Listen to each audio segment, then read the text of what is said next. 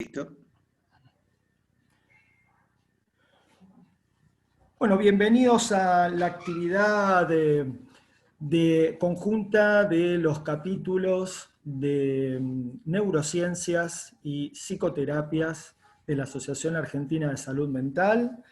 Vamos a hacer un recorrido sobre aspectos ligados a la vulnerabilidad y a la resiliencia en este contexto tan particular que estamos atravesando, que es el contexto de pandemia, y que tanto a nosotros como integrantes del área de la salud y a las personas con las que trabajamos cotidianamente en el consultorio, nos atraviesan particularmente de la misma manera, constituyendo un momento inédito, constituyendo un momento realmente de aprendizaje, donde precisamente esta mesa se propone marcar aspectos relevantes acerca de lo que implica afrontar una situación novedosa,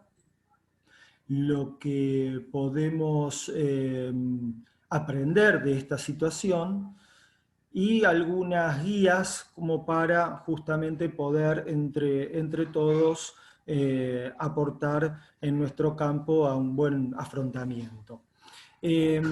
La distribución de la actividad vamos a iniciar con aspectos generales sobre la resiliencia, y comenzaremos justamente presentando a los integrantes de la mesa. Tenemos aquí presentes al doctor Gustavo Tafet. El doctor Tafet es el presidente del capítulo de neurociencias, es médico psiquiatra, actualmente es el presidente de la Fundación Internacional para el Desarrollo de las Neurociencias y es el director del Departamento de Psiquiatría y Neurociencias de la Universidad Maimónides. El doctor Mauricio Batafarano.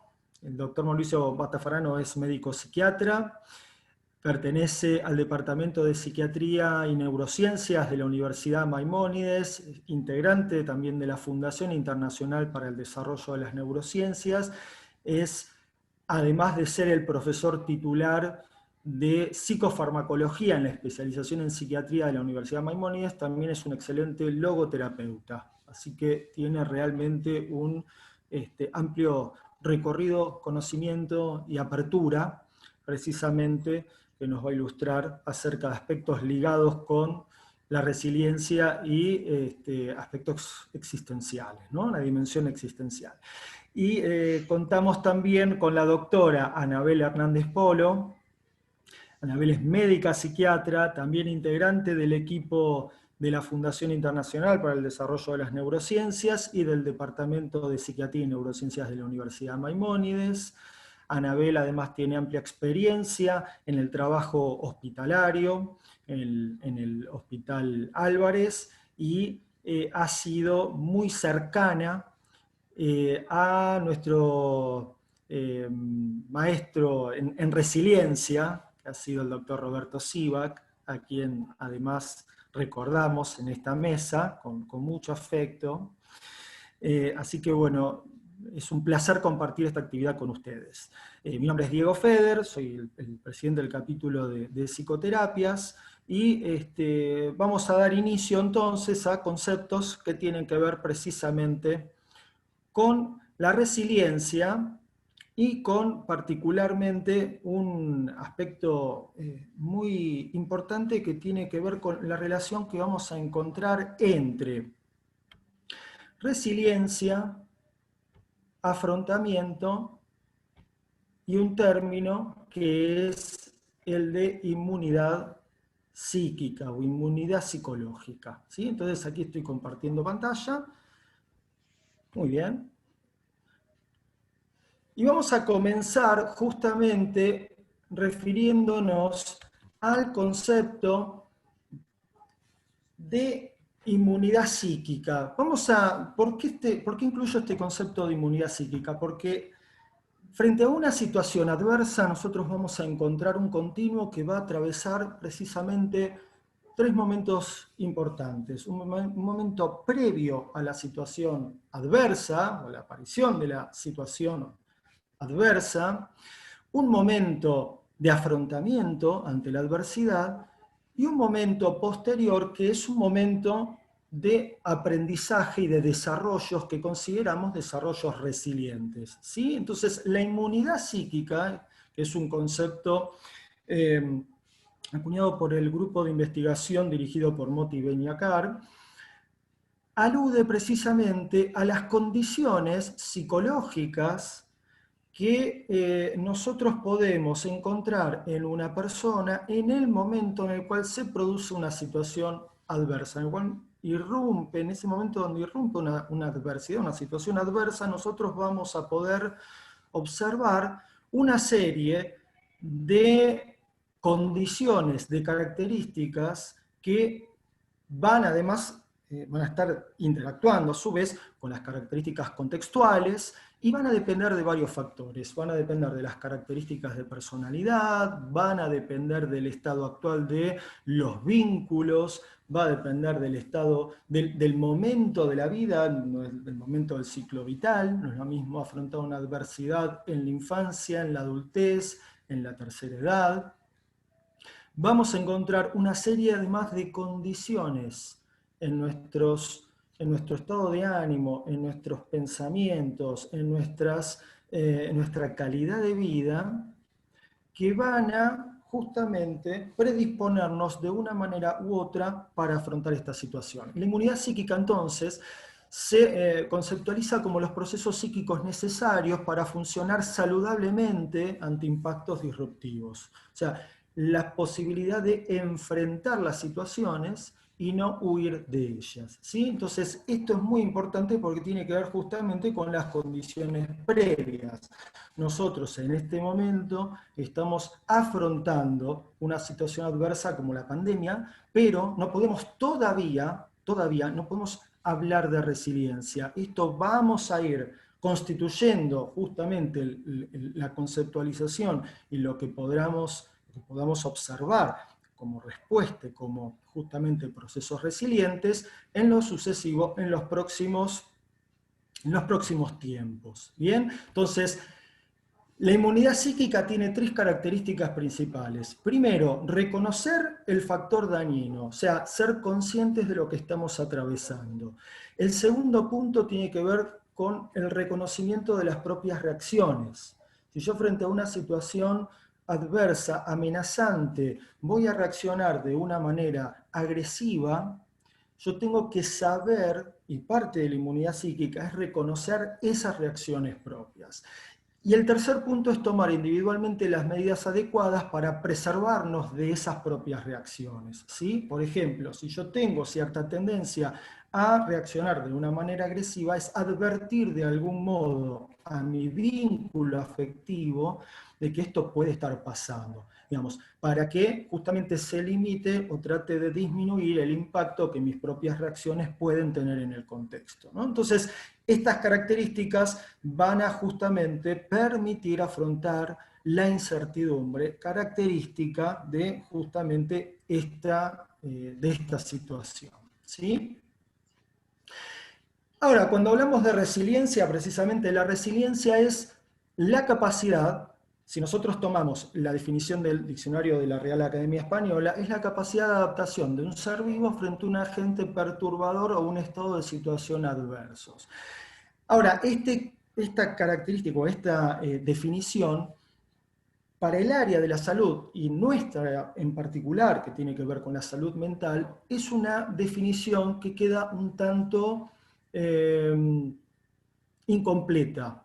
¿Por qué? Porque justamente la resiliencia implica un proceso de transformación a partir de la adversidad, que tiene ciertas características, pero no somos los mismos luego de haber atravesado una situación adversa. La situación adversa nos transforma, y en el caso de la resiliencia específicamente, nos transforma hacia la construcción de nuevos aprendizajes que tienen la posibilidad de generar algún impacto positivo posterior en las condiciones de vida, o sea, nos permiten aprender a partir de la adversidad. Esto no quiere decir que no experimentemos justamente emociones negativas, ni, digamos, no significa invulnerabilidad, pero sí significa aprendizaje, ahora lo veremos un poquitito mejor. Entonces, en nuestro medio, nuestro campo, se estudia hace aproximadamente unos 40 años,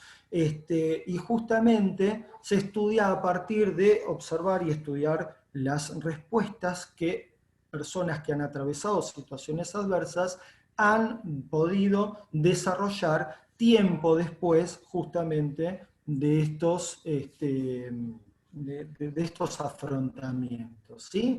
Entonces, la resiliencia para algunos autores implica alcanzar, después de afrontar situaciones adversas, relativamente buenos resultados.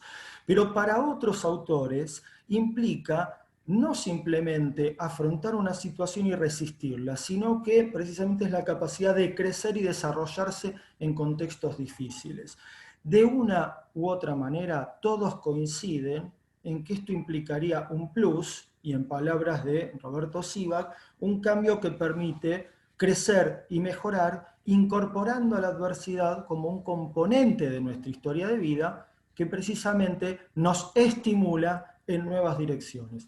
Como decía recién, no significa invulnerabilidad.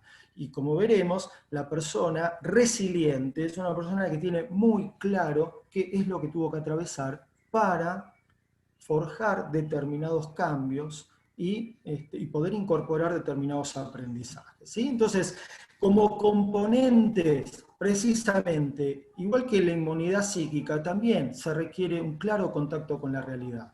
Y decíamos recién, la persona que atravesó una situación adversa y tuvo una respuesta resiliente puede contarnos con mucha claridad el proceso que debió afrontar, el impacto que la adversidad tuvo, el costo que esa situación y ese proceso justamente generó, y todos los aprendizajes y las acciones que se fueron implementando en el tiempo. O sea, a esto le llamamos contacto con la realidad.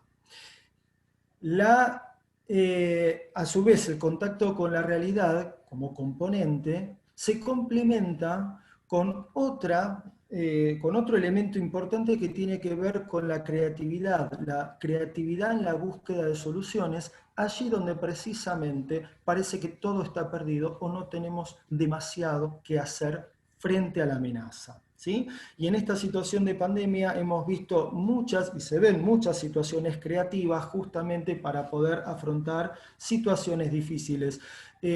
Dos de ellas para mencionar como ejemplo. La primera, la que estamos haciendo precisamente en este momento. Nosotros en este momento estamos compartiendo un congreso, una actividad dentro de un congreso que tiene que ver precisamente con la posibilidad de seguir haciendo estos encuentros que no se pueden hacer de manera presencial, precisamente por la pandemia y por la necesidad de aislamiento físico. El avance tecnológico permite la creatividad de construir una alternativa nueva, que es la que estamos experimentando juntos. Y por otro lado, también la creatividad tiene que ver con las estrategias de teleterapia, que en la actualidad también se han expandido de una manera muy importante. Si esta creatividad nos lleva a un proceso resiliente, lo sabremos en los próximos tiempos, cuando podamos hacer las suficientes investigaciones y podamos dar cuenta de los efectos que todos estos cambios están generando en el desarrollo de nuestras actividades académicas y profesionales. Otro punto central es el significado que nosotros otorgamos a esas acciones creativas, ¿sí? Y precisamente los significados van a estar muy ligados a lo que Mauricio nos va a desarrollar en su exposición. Y las narrativas que se construyen a partir de las acciones que se van emprendiendo. Y el último punto que quiero compartir con ustedes de la resiliencia tiene que ver justamente con la existencia de un vínculo afectivo de reconocimiento. Las respuestas resilientes en su gran mayoría han mostrado, en los distintos estudios que se han establecido, la necesidad de que aquellas personas que pueden afrontar adecuadamente una situación adversa, lo pudieron hacer a partir del contar con el acompañamiento de una persona que los ha protegido, los ha acompañado, los ha reconocido afectivamente. Este vínculo de reconocimiento es fundamental para la motivación en acciones creativas, para lograr la generación de buenos significados, para la construcción de narrativas y para no perder ese contacto con la realidad. Este vínculo de reconocimiento muchas veces se convierte en lo que Boris Cyrulnik menciona como el concepto de tutor resiliente, que es aquella persona, aquella motivación, aquella posibilidad que a nosotros nos permite aferrarnos para poder justamente salir adelante en contextos adversos, ¿sí? Esto puede ser justamente una acción, puede ser una persona, puede ser aferrarnos a acompañar a nuestros hijos en este momento tan difícil, puede ser acompañar en la creación de un proyecto futuro, puede ser, digamos, diferentes opciones que tengan la característica de motivarme y de generarme tolerancia ante la adversidad y permitir justamente la continuidad de acciones con un propósito. Bien, entonces, estos son los componentes generales de la resiliencia. Y para finalizar esta primera parte, esta primera exposición, además, el impacto de la adversidad y la generación de acciones precisamente resilientes se van a dar en diferentes dimensiones de nuestra vida cotidiana. Y precisamente esas dimensiones van a implicar dimensiones biológicas, van a implicar dimensiones cognitivas, dimensiones afectivas, dimensiones vinculares y principalmente dimensiones existenciales. La adversidad nos va a golpear en cada una de estas dimensiones que tienen que ver con justamente nuestras áreas vitales. Y en esta mesa voy a dar lugar en este momento al doctor Gustavo Tafet, que nos va a mencionar precisamente el impacto en la dimensión biológica. Luego veremos el impacto en las dimensiones vinculares afectivas y el afrontamiento de las pérdidas, como nos va a mencionar la doctora Hernández Polo, y finalmente hablaremos de dimensiones existenciales, como nos va a ilustrar el doctor Mauricio Batafarano. Así que muchas gracias y doctor Gustavo Tafet, le cedo el espacio.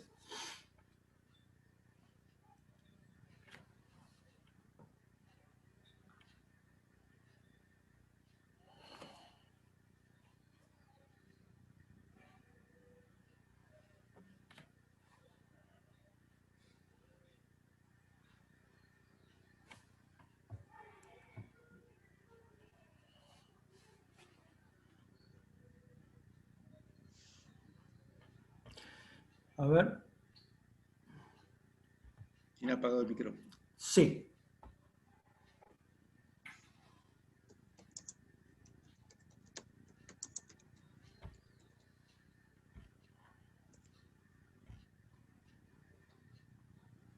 ¿Me escuchan? Ahora sí. Bien. Bueno, perfecto. Muchas gracias, Diego. Continuando entonces con la presentación del doctor Diego Feder, hablamos ahora de aspectos psiconeurobiológicos de la resiliencia, para lo cual introducimos el concepto de estrés, por supuesto, en el cual hacemos referencia a la reacción de los diferentes organismos frente a estímulos ambientales. Estímulos que pueden ser de tipo bioecológico, de tipo psicosocial, frente a los cuales, por supuesto, vamos a responder con una amplia gama de respuestas fisiopatológicas, entre las cuales incluimos la activación del eje hipotálamo hipófiso adrenal, incluimos la activación del sistema nervioso autónomo y, por supuesto, respuestas de tipo cognitivo, afectivo y conductual. Por lo general estamos preparados para hacer frente al estrés de tipo agudo, que tiene un comienzo bastante bien definido y una duración definida, pero cuando se produce el impacto sostenido y prolongado de diferentes factores de estrés, ya estamos hablando de un estrés de tipo crónico, que en última instancia puede llevarnos a una situación definida originalmente por Martin Seligman como learned helplessness, lo cual se puede traducir como desesperanza aprendida, indefensión aprendida, impotencia aprendida o desvalimiento aprendido. Básicamente es la percepción subjetiva de que nada de lo que haga va a tener ningún tipo de impacto en el mundo real, o la sensación justamente de falta de ayuda, falta de recursos. Lo contrario justamente sería la controlabilidad, que nos pone en el extremo diametralmente opuesto, que sería como una especie de antídoto contra la desesperanza aprendida, y se caracteriza justamente por la utilización de nuestros recursos cognitivos, una adecuada reevaluación cognitiva y la puesta en marcha de estrategias de afrontamiento. La controlabilidad está íntimamente ligada con la resiliencia, de tal manera que de alguna forma estaríamos en mejores condiciones de hacer frente a la adversidad, a punto de partida de la controlabilidad, la predictibilidad y todo lo que hemos descrito previamente. La resiliencia sería la habilidad y capacidad de adaptarse exitosamente al estrés, afrontando y superando situaciones adversas, manteniendo un adecuado funcionamiento psicofisiológico. La persona resiliente decimos que es aquella que ha sido afectada y alcanzada por la adversidad, pero a pesar de eso continúa mostrando respuestas adaptativas. La resiliencia también ha sido asociada a la capacidad de percibir situaciones de estrés de manera menos amenazante, promoviendo justamente estrategias de afrontamiento cada vez más adaptativas. Y también ha sido asociada a la capacidad de afrontar la situación adversa y salir fortalecidos de la adversidad. Si bien algunos autores originalmente no hacen mucha referencia al hecho de salir fortalecidos, más recientemente se incluye este concepto como la capacidad de justamente generar nuevos recursos para poder ser utilizados adecuadamente en nuevos eventos adversos. Hay una serie de características de personas resilientes, algunas de las cuales ya mencionó en detalle Diego Feder recién. Yo no voy a entrar mucho en detalle, simplemente voy a mencionar muy por encima que incluye la capacidad para desarrollar estrategias de afrontamiento de forma activa, la capacidad para evaluar adecuadamente las situaciones de estrés, lo cual le permite diferenciar estrés positivo de estrés negativo, o sea, amenazas y desafíos, y una mayor tendencia al desarrollo de emociones positivas.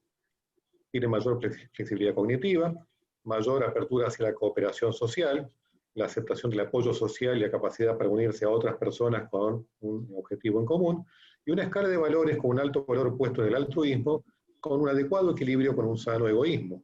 O sea, nos cuidamos a nosotros mismos, pero podemos hacer un gran esfuerzo por hacer cosas por los demás, y además esto implica trabajar en equipo y disfrutar de ese esfuerzo que uno hace en la cooperación con los demás, con un objetivo en común. Hacemos referencia a factores de vulnerabilidad partiendo de eventos adversos en edades tempranas de la vida que pueden llegar a generar vivencias traumáticas, que a su vez esas vivencias traumáticas generan cierta vulnerabilidad que se reactiva con el tiempo frente a nuevas experiencias adversas en la edad adulta. Es importante hablar del concepto de inoculación del estrés. O sea, no se trata de mantener a los chicos totalmente ajenos a situaciones de estrés, sino que puedan enfrentarse a situaciones de estrés que sean controlables, que sean leves o moderadas y que los chicos puedan sentir que tienen recursos como para poder afrontarlas, lo cual de alguna manera les va generando la vivencia de controlabilidad. No hablamos de justamente una exposición prolongada o severa, sino una exposición, como decíamos recién, leve o moderada, lo cual en última instancia se va a traducir en el desarrollo de mayor controlabilidad, la percepción subjetiva de que tenemos mayor cantidad o mayor utilización de los recursos, lo cual está íntimamente relacionado con la resiliencia. Las experiencias adversas en edades tempranas pueden generar algún tipo de alteración a nivel neurobiológico, entre las cuales mencionamos un aumento de la actividad de la amígdala, una disminución de la actividad del hipocampo, lo cual se traduce en una hiperactividad del eje hipotálamo hipofisoadrenal, con aumento de CRH y aumento crónico del cortisol. También se han mencionado algunos factores genéticos, que si bien han sido descritos varios polimorfismos relacionados con la vulnerabilidad, es importante destacar que esos polimorfismos pueden predisponer al desarrollo de trastornos de ansiedad o depresión frente al estrés, pero nunca son determinantes. De manera que el estrés crónico, como decíamos, puede estar íntimamente relacionado con el desarrollo de desesperanza aprendida y en última instancia Esto es lo que se considera por algunos autores sinónimo de depresión, y para otros sería como la antesala de la depresión. En el contexto actual podemos diferenciar claramente lo que es un estrés por evento disruptivo y por entorno disruptivo, siguiendo justamente con el modelo propuesto por el profesor Motiven-Yakar. Un evento disruptivo sería algo muy puntual y concreto que podemos identificar en el tiempo, ocurre, genera un estrés agudo, frente al cual podemos protegernos o defendernos y de alguna manera salir airosos o salir vulnerables o salir resilientes. En algunos casos también existen algunas presentaciones clínicas como el estrés postraumático. Mientras que el entorno disruptivo hace referencia no solamente a un evento, sino a una serie de eventos, una serie de situaciones que se van repitiendo dentro de un contexto determinado y la duración de ese contexto determinado y la sensación de falta de ayuda, la sensación de falta de recursos y de respuestas por parte del entorno, es lo que estaría vinculado, por ejemplo, con el desarrollo del síndrome de ansiedad por disrupción. Actualmente, en el contexto de la pandemia, podemos tener incluso factores de tipo bioecológico, como el COVID, el propio virus, y factores de tipo psicosocial, como la propia pandemia, que en última instancia se traduce en un entorno disruptivo a nivel mundial. De manera que tenemos un estrés positivo, como decíamos, que puede ser un desafío, que es deseable, es predecible y es controlable, mientras que el distrés o estrés negativo es todo lo contrario. Son situaciones indeseables, como justamente la pandemia, impredecible, que también tiene que ver con este contexto, y también, por otra parte, incontrolable. O sea, los recursos que tenemos no alcanzan a responder nuestras demandas y nuestras necesidades en este momento, lo cual en última instancia lleva a la desesperanza aprendida, o potencialmente todos somos vulnerables frente a la desesperanza aprendida. La idea sería justamente tratar de revertir esto haciendo hincapié en la controlabilidad y la predictibilidad. Con respecto a aspectos neurobiológicos, las personas más vulnerables van a tener alteraciones del eje hipotálamo hipófiso adrenal, con aumento de CRH a nivel hipotalámico y con aumento de la síntesis y liberación de cortisol a nivel periférico. Disminución de una importante molécula a nivel hipocampal, como es el factor neurotrófico derivado del cerebro, y otras moléculas como el neuropéptido I y la dehidroepiandrosterona, mientras que las personas resilientes tendrán un perfil diametralmente opuesto, con aumento del BDNF a nivel hipocampal y con niveles normales de cortisol a nivel periférico. Con respecto a la neurotransmisión, vamos a hacer hincapié fundamentalmente en el sistema serotoninérgico. El sistema de la serotonina tiene sus núcleos principalmente en el tronco encefálico, los núcleos del RAFE. Podemos diferenciar aquí el núcleo del RAFE medial, que es una estructura que proyecta al hipocampo, aquí representada por la letra H, y el núcleo del RAFE dorsal, que son proyecciones serotoninérgicas que proyectan fundamentalmente a la amígdala, aquí en el centro de la figura representada con la letra A. Sabemos que las proyecciones serotoninérgicas del núcleo RAFE dorsal que proyectan a la amígdala tienen que ver fundamentalmente con el desarrollo de ansiedad, que en principio es una ansiedad adaptativa, nos permite mantener cierto estado de atención y alerta frente a los estímulos del medio ambiente, pero que si se produce de manera crónica pasa a ser maladaptativa. La falta de respuesta activa, o sea, la pasividad frente a un estímulo no es aprendida, es la respuesta natural frente a estímulos adversos repetitivos o prolongados, mediada por actividad justamente serotoninérgica de los núcleos del RAFE dorsal, que a su vez inhibe la respuesta activa, que sería la respuesta de lucha o fuga frente a un evento adverso. La controlabilidad va a depender de estructuras que están ubicadas a nivel cortical, a nivel superior, fundamentalmente en corteza prefrontal, de las cuales destacamos aquí la corteza prefrontal ventromedial, una estructura en corteza prefrontal encargada, entre otras cosas, de inhibir tanto a la amígdala como al núcleo del RAFE dorsal. La inhibición de la amígdala y la inhibición del núcleo del RAFE dorsal sería de alguna manera la traducción neurobiológica de la controlabilidad que se ejerce justamente por estas estructuras a nivel prefrontal. Agregamos también otro concepto aquí que es la predictibilidad. O sea, si logramos inhibir a través de estructuras prefrontales la hiperactividad de la amígdala, tendremos un aumento de la controlabilidad y la predictibilidad subjetiva. Como decíamos recién, el núcleo de RAFE dorsal proyecta no solamente a la amígdala, sino también a sustancia gris periacueductal y al estriado, que son estructuras que tienen que ver fundamentalmente con inhibir la respuesta activa, tanto de lucha como de fuga, mientras que la estimulación de la amígdala tiene que ver con aumento del miedo y de la ansiedad. Justamente hacemos hincapié en estructuras prefrontales como corteza prefrontal ventromedial, encargadas de inhibir este núcleo del RAFE dorsal. Lo cual de alguna manera, en la medida en que podemos aumentar la controlabilidad, estaremos inhibiendo indirectamente la desesperanza aprendida. De esta manera, la activación del núcleo de la corteza prefrontal ventromedial previene la activación del núcleo del RAFE dorsal y por lo tanto la sensibilización de neuronas prelímbicas, suprimiendo la pasividad y el miedo exagerado. Luego de la activación de este circuito se pone en marcha la síntesis de nuevas proteínas como parte de un proceso de neuroplasticidad y por lo tanto de aprendizaje. De esta manera se constituye un nuevo circuito que participa en la experiencia y la expectativa de controlabilidad. De manera que el estímulo adverso inescapable, que puede ser detectado como incontrolable, podría ser afrontado como si fuera controlable, y ese sesgo positivo permite responder a estímulos adversos como si fueran controlables, constituyendo la expectativa de control que mencionábamos recién. Por otra parte, mencionamos a los núcleos RAFE medial que proyectan al hipocampo y que en este caso tienen como función proveernos de una mayor tolerancia a estímulos adversos. Es el circuito serotoninérgico que tiene que ver con el mantenimiento de la eutimia, o sea, un buen estado de ánimo, y es el que va a estar afectado tanto en la depresión como en los trastornos de ansiedad. Es donde van a actuar fundamentalmente la mayor parte de los antidepresivos, que de alguna manera lo que hacen es estimular el circuito serotoninérgico, responsable justamente de ayudarnos a mantener un buen estado de ánimo o eutimia, que sería lo contrario de lo que produce la activación del núcleo del RAFE dorsal. Para terminar entonces, resumimos, es importante tener dentro de todo este circuito un aumento o una adecuada actividad a nivel de corteza prefrontal, fundamentalmente mencionamos prefrontal ventromedial, que actúa junto con la orbitofrontal y con la prefrontal dorsolateral, donde ocurre el fenómeno que conocemos como memoria de trabajo, que es donde tendríamos ahí el registro consciente, donde podemos operar conscientemente qué es lo que está ocurriendo frente al estrés, o sea, la puesta en marcha de estrategias de afrontamiento. La activación de estas estructuras prefrontales, como decíamos recién, se traduce en un mayor control de estructuras límbicas, como la amígdala, una mayor actividad a nivel hipocampal, y mayor liberación de serotonina a nivel del núcleo del RAFE medial y disminución de serotonina a nivel del RAFE dorsal. De esta manera resumimos aproximadamente qué es lo que ocurre en el cerebro de una persona resiliente y lo contrario de lo que ocurriría a una persona mayormente vulnerable.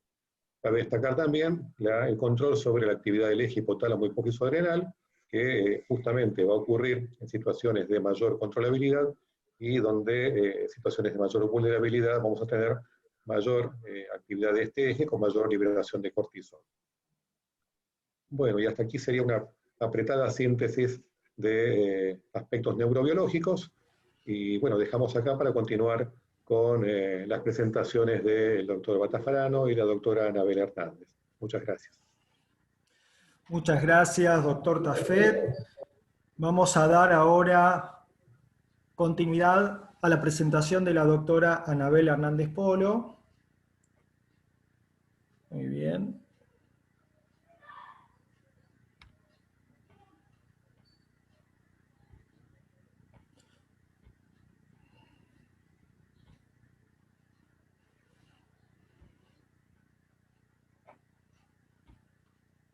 Muy bien.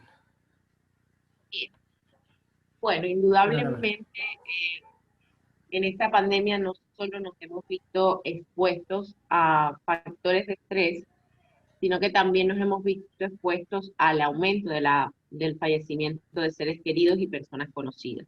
¿Sí? La pandemia tiene una limitación y es el aislamiento social que vivimos en este momento y el cierre de las fronteras, lo que complejiza más los procesos de duelo, que es un poco lo que les quiero compartir el día de hoy. ¿Duelo en aislamiento social o en el contexto de pandemia? Entonces vamos a empezar definiendo qué es duelo. Para Freud, duelo es la reacción frente a la pérdida de una persona amada, o la abstracción que haga las veces de un objeto amado, que podría ser la patria, la libertad, un ideal, y no se considera en principio un estado patológico, sino que superado cierto tiempo se puede juzgar como un proceso patológico o no, pero en principio se considera inoportuno y dañino perturbar este proceso, lo que quiere decir que el duelo vendría siendo un proceso de adaptación. Bowlby definía que el duelo es todo aquel proceso o todo aquellas respuestas psíquicas, tanto consciente como inconsciente, que la pérdida de una persona amada pone en marcha, cualquiera que sea el resultado, sea adaptativo o no sea adaptativo. Lo que se considera duelo es todas aquellas reacciones psíquicas que yo tengo frente a la pérdida. Esto mismo decía Kubler-Ross, y decía que no hay una reacción típica, que tampoco, digamos, hay un cuadro clínico característico, que cada persona vive la pérdida y vive el duelo de una forma individual y particular.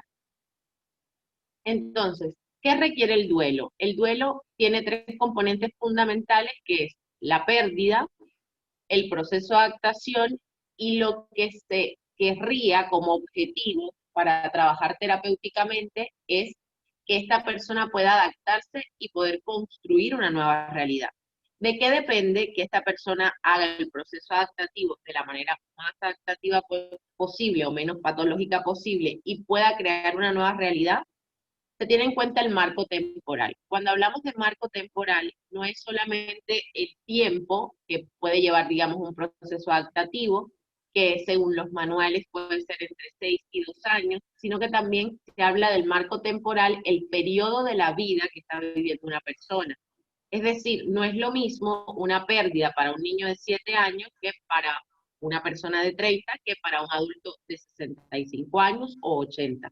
Cada persona va viviendo, digamos, diferentes crisis y diferente modo de afrontar dependiendo los recursos que tenga, y dentro de los recursos que tenga está, digamos, el marco temporal en el que esté esa persona. Otro factor muy importante es la expresión culturalmente dada. Cada cultura tiene un modo de hacer rituales y de hacer una manifestación para procesar el duelo, en donde por lo general la comunidad o la parte social brinda en primera instancia un andamiaje para que la persona pueda ir inscribiendo la pérdida y pueda ir haciendo todo el proceso.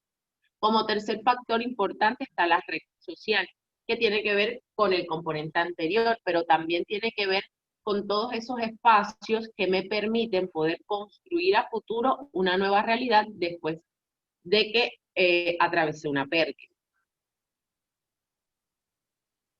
¿Cuáles serían las etapas del duelo? Las etapas del duelo son 5, hay algunos autores que pueden mencionar 6.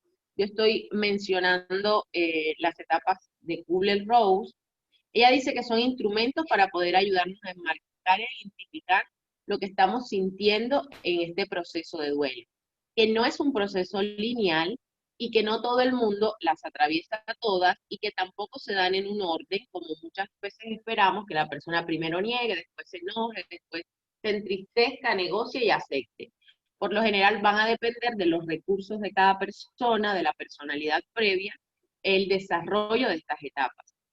Se describen 5 etapas en las cuales está la negación, que es cuando la realidad es tan dolorosa de transitar que el psiquismo se protege negando esa realidad.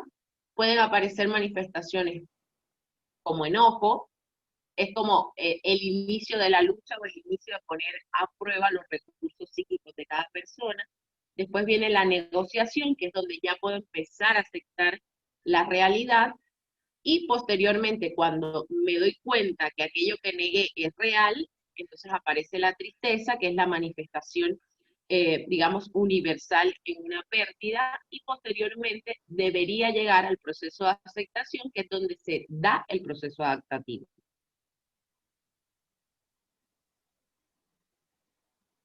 ¿Qué factores intervienen en una pérdida? Lo primero es la naturaleza de lo perdido. No tanto, digamos, si es un ser humano, si es un trabajo, si es una relación, sino el valor que cada persona le atribuye a ese objeto que se pierde. Lo segundo es la circunstancia de la muerte. No es lo mismo una muerte en un contexto traumático, violento, que una muerte por ahí esperada, en un contexto tranquilo. La relación previa con lo perdido, la personalidad previa de cada uno, el contexto sociofamiliar y el tipo de pérdida. Con el tipo de pérdida me refiero a si esta pérdida es esperable, abrupta, qué relación previa tenía yo, no es lo mismo la pérdida de un hijo que la pérdida de un padre. Entonces, la muerte en sí, porque se pueden duelar varias cosas. Hoy me quise enfocar más en el duelo referente a la muerte, que es con lo que nos hemos expuesto en la pandemia. La muerte tiene 4 características que hace que al ser humano, a pesar de que desde que nace sabe que la muerte va a estar implicada en su proceso de vida y que es como el objetivo final, tiene algunas características que hacen que para el ser humano sea difícil de procesar, a pesar de que ya sabe que todos los seres humanos en algún momento vamos a morir. Y esas características son la radicalidad, porque es algo que no se puede cambiar, la universalidad, porque nos ocurre a todos los seres humanos, la irreversibilidad, que está muy relacionada con la radicalidad, que es lo que hace que el ser humano tenga resistencia. Tiene resistencia porque es algo que no va a poder cambiar, porque es algo que vamos a vivir todos, pero que es radical. No hay forma de hacer que no ocurra, o que cuando ocurre hay alguna reversibilidad. Entonces, una separación no mortal deja siempre abierta la esperanza del reencuentro. ¿Qué quiero decir con esto? En el contexto de la pandemia, uno de los factores que hemos visto que ha complejizado un poco la circunstancia de los duelos es no poder ver el cuerpo del familiar fallecido. En muchos escenarios ni siquiera se puede dar la despedida, y la no visualización de este cuerpo y la no comprobación, por lo menos física, de que esta persona es nuestro familiar y es la persona fallecida, es como que hace que el psiquismo pueda negarlo más tiempo o le sea más difícil enfrentar la realidad. Entonces, en un duelo existen diferentes dimensiones afectadas. No se afecta solamente la dimensión biológica. La dimensión biológica es lo que me da pie a toda la manifestación emocional, cognitiva, en donde pueden haber diversas molestias físicas o manifestación somática, en donde pueden aparecer sensación de vacío en el estómago, opresión en el pecho, sensación de taquicardia, sensación de que no puedo respirar, tensión muscular, pero también afecta distintas dimensiones, como la cognitiva, en donde puede aparecer dificultad para concentrarse, embotamiento mental, falta de interés por las cosas. Generalmente pueden haber olvidos frecuentes, aislamiento social, hiperactividad o inactividad, y también aumento de conductas que hagan que yo tenga como una sedación emocional para mitigar un poco el dolor, como aumento de consumo de alcohol, tabaco, psicofármacos. En la dimensión emocional, los estados de ánimo pueden manifestarse en distintas intensidades, dependiendo en qué momento de la pérdida yo me encuentre, pero los más habituales son sentimientos de tristeza, enojo, culpa, miedo, ansiedad. En la dimensión social pueden haber conductas hostiles hacia los demás.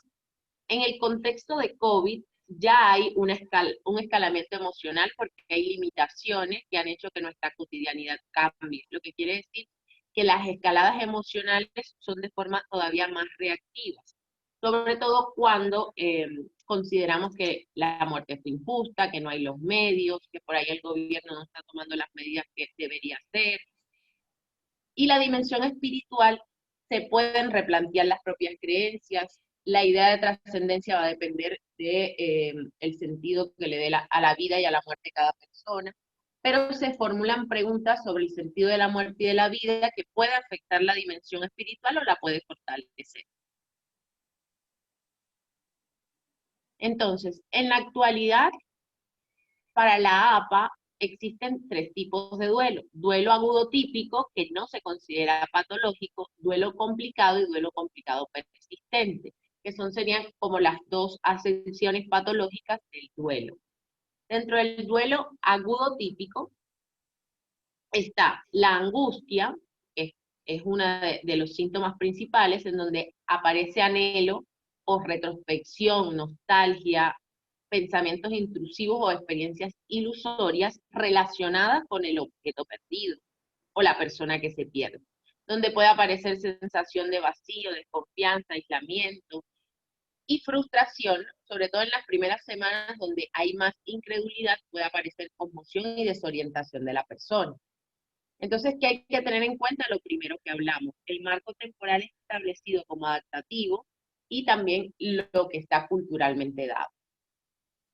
Un duelo complicado es el término usado para describir el síndrome de síntomas agudos que persiste en el marco temporal, en donde pueden aparecer pensamientos atípicos, emociones con mayor intensidad, alteraciones en funcionalidad de distintas áreas, donde puede ser la laboral, la social, la interpersonal, y conductas que hacen que yo no pueda integrar la muerte o la vida. En el duelo complicado hay que tener en cuenta si fue en circunstancias traumáticas, qué tipo de apego tiene cada persona, esto es según la teoría de Bowlby. Los factores a considerar como factor de riesgo es tener una relación ambivalente con la persona fallecida, tener un vínculo fuerte y positivo como el vínculo de un hijo, el vínculo de un gemelo, la comorbilidad de otra patología previa de salud mental. Y en el duelo complejo persistente, ni siquiera aparece, digamos, en el DSM-5 o en el DSM-4, nos quedamos con el concepto del DSM-3, donde el duelo aparece en trastornos relacionados con el trauma y a factores del estrés especificados. Entonces, Pierson hablaba de que no el DSM no puede ser una guía para diagnosticar duelo por su generalidad, y porque cada persona realmente tiene una manifestación individual de las manifestaciones, tanto emocionales como cognitivas, en un proceso de duelo. Entonces, vamos a pasar a hablar el tema que nos corresponde, que es duelo en contexto COVID-19. Después de haber hablado de lo que es, generalmente de lo que es duelo, cuáles son las etapas, cuáles son las manifestaciones que se pueden tener en el duelo, quisiera dar dos conceptos más que me parece que son importantes integrar, que es el concepto de crisis.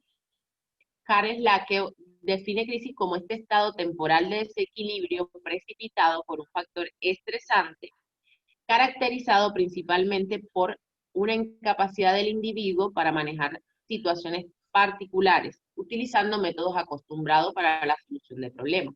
Lo que quiere decir que esto conlleva a una inestabilidad psicológica, cognitiva, conductual y social. Y desastre, la OPS lo define como una situación de estrés colectivo que afecta a toda comunidad o gran parte de los miembros de ella, de tal manera que los individuos quedan expuestos a desarrollar afecciones físicas y mentales. Entonces, en este contexto de pandemia, no solo estamos viviendo una crisis, sino que estamos en un contexto de desastre. Por eso las limitaciones de movilidad, todos los protocolos de seguridad comunitaria y social tienen una escala aún mayor y no le queda al individuo tanto la posibilidad de la voluntad y decir, bueno, esto lo asumo o no lo asumo. En un contexto de desastre hay que tomar las medidas, lo cual me deja mucho más limitado para enfrentar las pérdidas o las herramientas que socialmente la cultura me puede dar para desarrollar un duelo de la manera más funcional. El doctor Tafet había mencionado todos los neuropéptidos y los opioides endógenos que están relacionados con los factores de estrés. No voy a volver a repetir lo que él dijo, pero es muy importante saber que los neuropéptidos que están muy relacionados a la pérdida son los mismos que están muy relacionados en el apego, que son la oxitocina, la vasopresina, somatostatina, ACTH, TRH y prolactina, que es lo que está, digamos, relacionado con los factores de estrés, y los opioides endógenos, que en las primeras etapas del duelo se produce una disminución tanto de las encefalinas y las endorfinas. Entonces, en el aislamiento social, todos tenemos tanto un sistema cognitivo como conductual que nos permite responder ante los vínculos, que es lo que Bowlby llamó apego. en las dos primeras etapas de duelo, que serían negación y enojo, por lo general los sistemas de asistencia y de exploración están inhibidos. Entonces aquí es donde el otro o los otros entrarían a jugar un papel. ¿Por qué? Porque si yo vivo la pérdida o el duelo frente a los demás, o con la compañía de los demás, esto me va a permitir que haya reconocimiento del dolor, que nos permita reconocer qué emoción estamos sintiendo a través de la empatía que el otro puede sentir, disminuir la sensación de desprotección, aumentar la sensación de seguridad y también neutralizar la angustia a través de la oxitocina, que puede ser a través de los abrazos, a través de la presencia física. Entonces, los rituales por lo general sirven para poder empezar a trabajar la resistencia que da la muerte, es la iniciación de la despedida y es como el aparato significante que da la cultura para que la muerte no me arrastre también. Algunos de los modelos que me ayudan a comprender el duelo hacen que yo pueda definir cuáles son los objetivos de elaboración del duelo y la reinversión, o sea, como construir una nueva realidad después de la pérdida. En esto están de acuerdo Freud, Melanie Klein y Bowlby. Y por último, quería hablar acerca de qué puede pasar en este contexto de pandemia, o lo más importante en el contexto de pandemia, un duelo. Primero, que cambie el tiempo. Segundo, que hay que valorar las diferencias y los síntomas relativos a la pandemia y al duelo, porque tanto en la pandemia como en una pérdida hay reacciones tanto a largo plazo como a mediano plazo y a largo plazo. Se debe evitar hacer diagnósticos psicopatológicos en momento agudo. Se debe intervenir no solo el individuo, sino la familia, el equipo, que también está expuesto en un contexto de vulnerabilidad, el contexto social y el contexto institucional. Se debe evaluar la vulnerabilidad previa, evaluar la facilidad para medios tecnológicos, y en esto lo más importante es, ante la imposibilidad del contacto físico, la única herramienta que aparece como método posible en este momento es el contacto virtual.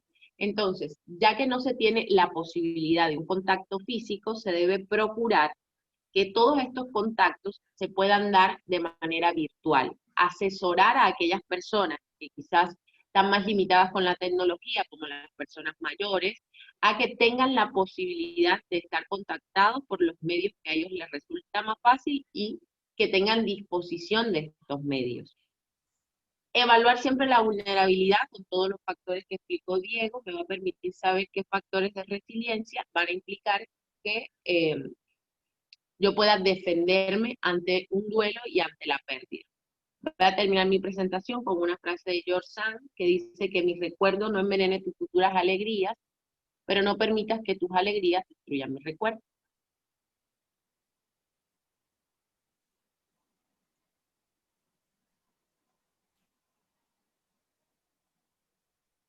Muchas gracias, Anabel.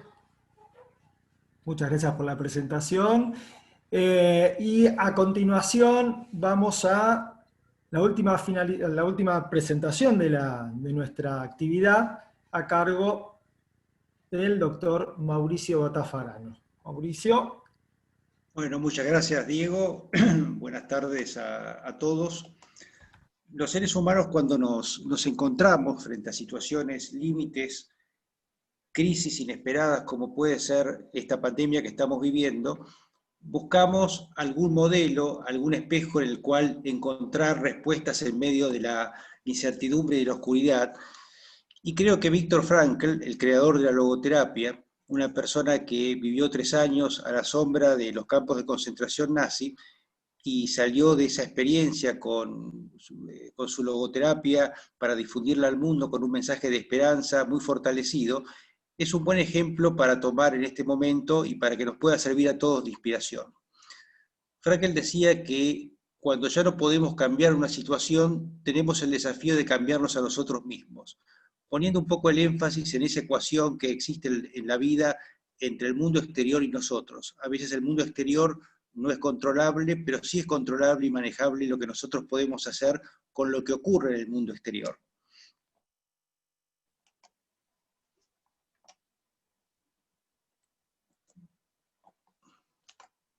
También Frankl nos decía que entre el estímulo y la respuesta hay un espacio, y en ese espacio tenemos el poder de elegir nuestra respuesta.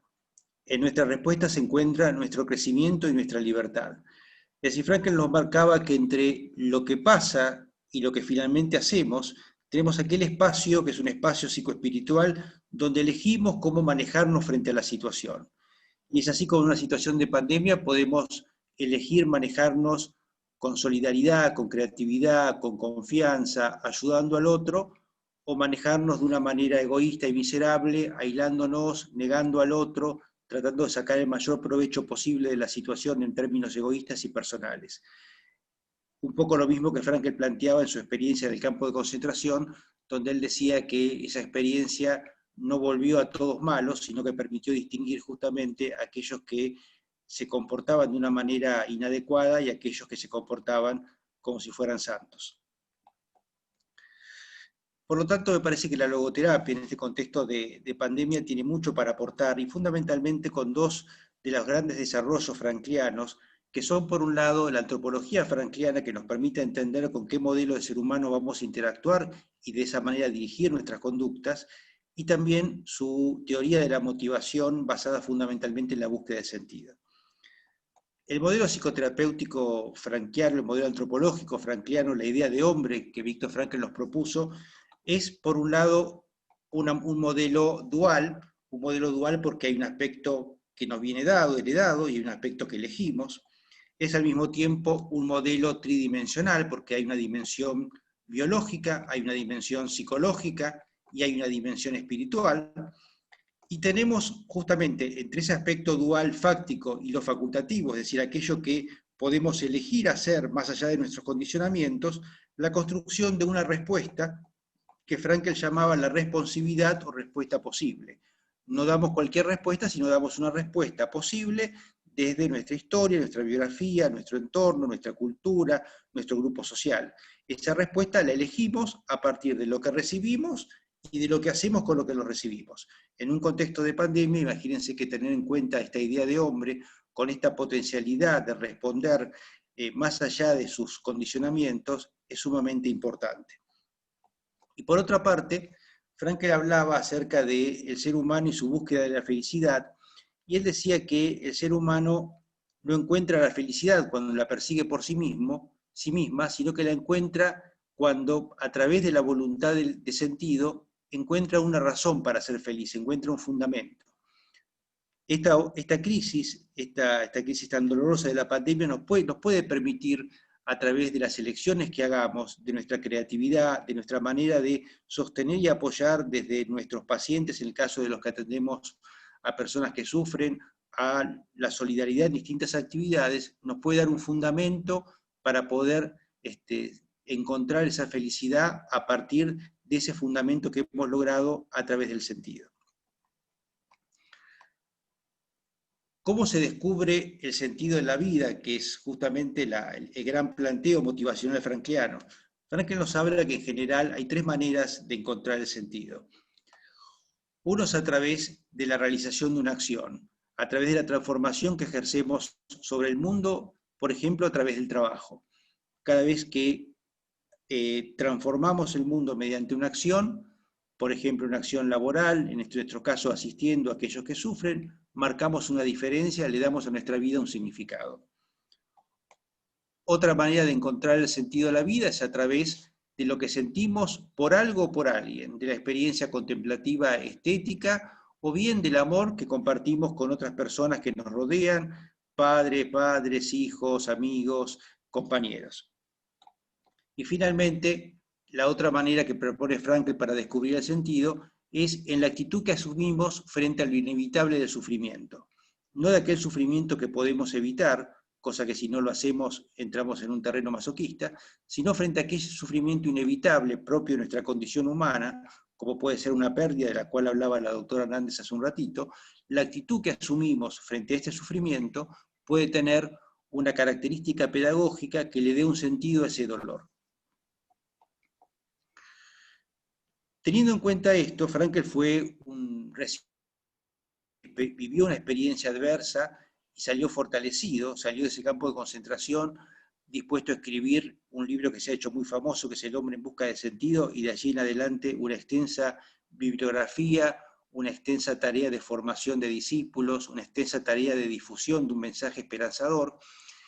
Y Frankl de alguna manera nos enseñó que la resiliencia no puede ni debe ser vista solamente como un medio adaptativo, con un criterio de homeostasis y de supervivencia individual o grupal, sino que además de eso, que está presente, es una respuesta frente a situaciones externas. Es la capacidad de mantenerse integrado a pesar de la adversidad y de buscar un desarrollo con sentido de acuerdo con la conciencia y con las metas de la propia cultura y como actores sociales frente a otras.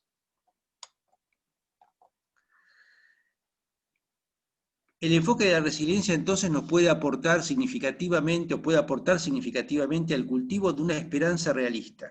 Y piensa en lo importante que es la posibilidad de pensar que podemos salir mejores de la experiencia que estamos viviendo. Eso nos da una luz de esperanza que puede ser una importante motivación y una importante ayuda para poder soportar el tránsito del camino que va desde el lugar donde empezamos hasta el lugar a donde se encuentra la esperanza o la realización o la salida final de este túnel.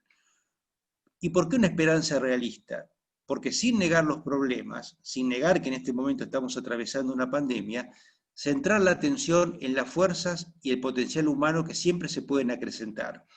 La resiliencia, como se explicó anteriormente y como explicó el doctor Tafet, es una potencialidad que se puede actualizar, está allí y en un sentido, si se quiere, aristotélico, la podemos convertir y hacer presente a través de su actualización. Y esa actualización nos permite tener una esperanza realista en que fuera y atravesando esta situación difícil que estamos viviendo, podemos salir fortalecidos y ser mejores como individuos y como sociedad. Entonces la esperanza real no es una vía de escape, sino que justamente descubre un potencial valioso existente, pero escondido a una mirada superficial y pesimista del valor humano. Este potencial está también en los espacios de crecimiento de todos los seres humanos. No es solamente un potencial individual, está en nuestra relación con la familia, con los amigos, con las sociedades y con otros países. ¿Cuáles son los pilares desde un punto de vista existencial de la resiliencia o psicoexistencial de la resiliencia? Desde el punto de vista personal, la autoestima consistente. Esa autoestima consistente nos permite relacionarnos, ser protagonistas, tomar iniciativas. La creatividad, que ya se nombró varias veces en el curso de esta mesa, la nombró el doctor Feder, es importante porque la creatividad nos permite encontrar alternativas nuevas con las cuales enfrentar la situación, con las cuales recrearnos a nosotros mismos y recrear condiciones posibles donde nuestras fuerzas se puedan manifestar. La moralidad, indudablemente las personas que tienen una conducta ética suelen salir fortalecidas después de estos episodios mucho más que quienes no la tienen. También el humor ayuda justamente muchas veces en los momentos de desesperación y de los momentos de conflicto y los momentos de dolor. El humor muchas veces atenúa esa vivencia y permite vivirla de una manera mucho más suave y mucho más creativa. Por supuesto, la búsqueda de sentido de la que estamos hablando, entender el significado que tiene como personas, como miembros de una familia, de un grupo social, de una nación y de la humanidad toda, el poder enfrentar una situación de crisis y salir fortalecidos. También hay un aspecto comunitario en la resiliencia que tiene que ver con la construcción de comunidades saludables, donde justamente la pandemia es una oportunidad de que reformulemos la manera en que construimos nuestras comunidades para lograr una mayor equidad social, para lograr disminuir y, si es posible, erradicar la pobreza, que es muchas veces fuente de enormes desigualdades, limita posibilidades, entorpece el crecimiento humano. Por supuesto, eso también va a construir una autoestima colectiva que nos va a hacer mucho más resilientes, nos va a dar una identidad cultural, nacional y transnacional, Para eso, por supuesto, hace falta buenos liderazgos, liderazgos con honestidad, que más allá de que no sean abundantes ni quizás los veamos en es importante que creamos que pueden aparecer y que ayudemos a que aparezcan creciendo en ellos. Y el monantropismo, es decir, el pensar fundamentalmente o dirigir nuestras acciones hacia el ser humano, porque el ser humano tiene que ser nuestra primera y principal preocupación. Su promoción y su crecimiento tiene que ser, a partir de este momento y de esta experiencia traumática, una obligación más que nunca. Los factores negativos que entorpecen esta resiliencia comunitaria, está el término extraído de la experiencia de Cortés en México, que fue ayudado para conquistar el imperio azteca por la Malinche, que era una india que colaboró con Cortés, y de ahí se obtuvo o nació el término malinchismo, como admiración obsecuente de todo el extranjero.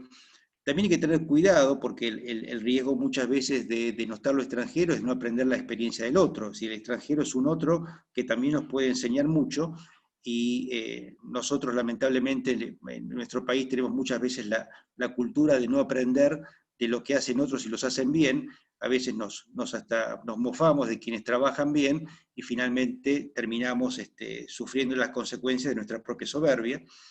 El fatalismo, esta mirada pesimista que hablábamos antes, yo creo que, como dijo Frankl, a la salida del campo de concentración, a pesar de todo, sí a la vida. Y también un factor negativo es todo lo que es el autoritarismo, la acción coercitiva sobre el individuo, que no apela a su responsabilidad, sino que apela al miedo, y por supuesto la corrupción administrativa, que impide la construcción de una comunidad saludable.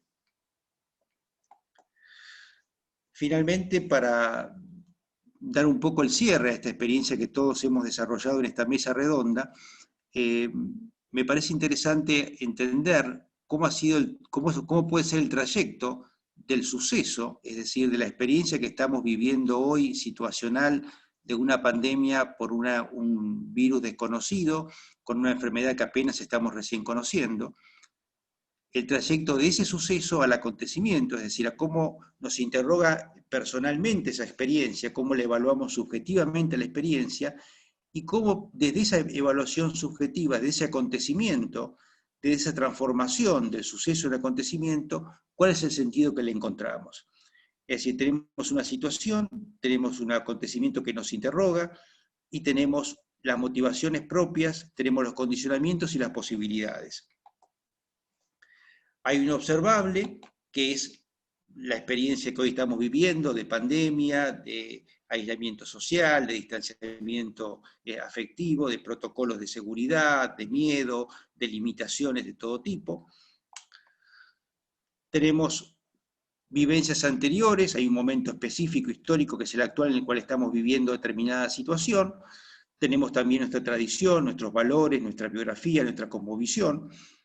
Tenemos nuestros propios condicionamientos biológicos, genéticos, epigenéticos, psicológicos, sociales, y también las posibilidades que nos pueden llevar justamente desde aquello observable, el suceso, a ese acontecimiento que nos interroga, a finalmente hallar el sentido, a través de esas conductas, actitudes y modificaciones que podemos imprimirle a la realidad. Eso nos permite, si nos planteamos que esta situación de pandemia nos haga resilientes, nos permite encontrar un sentido, nos permite resignificar nuestra historia, nuestro pasado, darle a nuestras vivencias previas, al momento histórico, a nuestros condicionamientos psicológicos, sociales y biológicos, otro significado.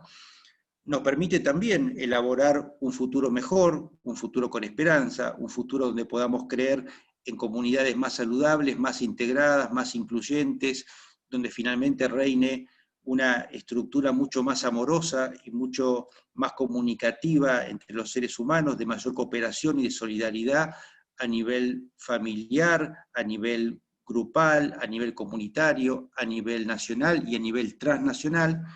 Y todo eso lo encontramos a partir de la búsqueda de sentido que, como ustedes ven, junto con la posibilidad de resiliencia, atraviesa la totalidad de nuestra experiencia como seres humanos frente a lo que estamos viviendo hoy y frente a lo que podemos construir el día de mañana. Bueno, esto ha sido todo por hoy. Les agradezco mucho. Le devuelvo la palabra al doctor Feder y ha sido un placer compartir la mesa con los integrantes y con todos aquellos que nos están escuchando hoy. Muchas gracias. Muchísimas gracias, Mauricio. Muy, muy integrador el cierre, porque has podido justamente integrar todo lo que hemos visto a lo largo de toda esta presentación y de esta mesa, que justamente está atravesada por esta situación de pandemia que entre todos estamos afrontando con cada una de las dimensiones que mencionaste. Para dar cierre a nuestra actividad, quiero también agradecer la presencia de mis colegas, de Gustavo, de Anabel, de Mauricio. Un placer poder participar de esta actividad académica y vamos a... Bueno, quisiera escuchar tanto a Anabel o a Gustavo si quieren mencionar algún cierre en particular antes de despedirnos. Bueno, nada más, muchas gracias por la oportunidad de compartir hoy con ustedes esta mesa virtual. Creo que es un acto claramente de resiliencia, el poder adaptarnos con fortaleza frente a la adversidad que estamos todos compartiendo y viviendo en este momento. Y bueno, nuevamente agradecer a todos por la atención prestada. Bueno, yo también agradezco haber compartido este espacio con ustedes tres. Saben de mi admiración hacia los tres, así que me siento muy agradecida de haber podido hacer parte. Un gran placer para mí también. Y bueno, damos de esta manera cierre a nuestra mesa conjunta de los capítulos de psicoterapias y de neurociencias, y esperemos que en el próximo congreso podamos estar compartiendo acerca de los aprendizajes que en toda esta época estamos teniendo, ¿no? Y ya con una situación un poco más normal. A mí hablar de la nueva normalidad todavía no... Me cuesta aceptarlo el término. Ojalá que podamos volver a encontrarnos presencialmente en una mesa del Congreso como tanto nos gusta. Así que bueno, un abrazo, aún a la distancia, pero un abrazo virtual para todos, y de esta manera damos cierre a la actividad. Muchas gracias. Un abrazo a todos. Un abrazo grande. Gracias.